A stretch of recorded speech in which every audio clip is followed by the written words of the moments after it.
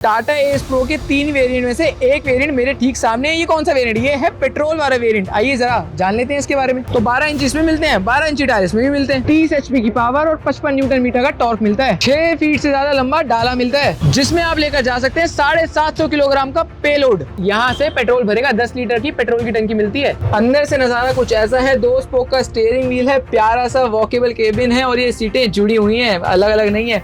यहाँ पे lockable glove box मिलता है।